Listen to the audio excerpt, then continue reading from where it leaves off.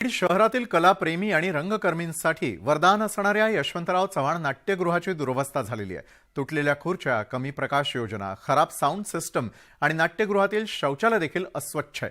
दरम्यान मद्यपी हे पार्ट्यांसाठी या नाट्यगृहाचा वापर करत असल्याचं देखील नाट्यकर्मींनी सांगितलंय। दरम्यान या ठिकाणाहून आढावा घेतला आमचे प्रतिनिधी सुरेश जाधव यांनी।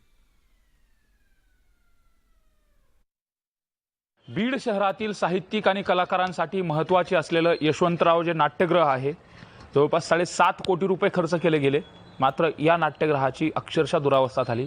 जी बैठकीसाठी खुर्च्या आहेत त्या देखील तुटलेल्या आहेत, शौचालय नाही, इथं फायर ब्रिगेडची सिस्टम नाही, साऊंड सिस्टमचा विषय बघितला तो देखील अतिशय, आणि लाईट माझ्या पाठीमागे तुम्ही पाहू शकता। हे पूर्णतः हे भव्य दिव्य असं नाट्यगृह आहे। इथे या तुटलेल्या खुर्च्या देखील पाहायला मिळतात। स्वच्छता, काडीची इथं स्वच्छता पाहायला मिळत नाही।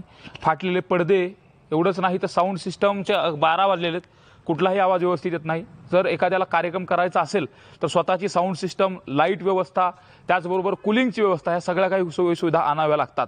मग इथले जे नाट्यकर्मी आहेत, एवढंच नाही तर इथले जे रंगकर्मी आहेत, यांच्याकडून या संदर्भात संताप व्यक्त केला जातोय। नगरपालिकेला अनेक वेळा या संदर्भात निवेदनं दिले, पत्र दिले, मात्र नगरपालिका प्रशासन देखील या संदर्भात मूग गिळून गप्प आहे। न्यूज 18 लोकमतनं देखील नगरपालिकेच्या मुख्याधिकारी नीता अंधारे यांना कॉल केला, मात्र त्यांनी यावरती बोलण्यास नकार दिला।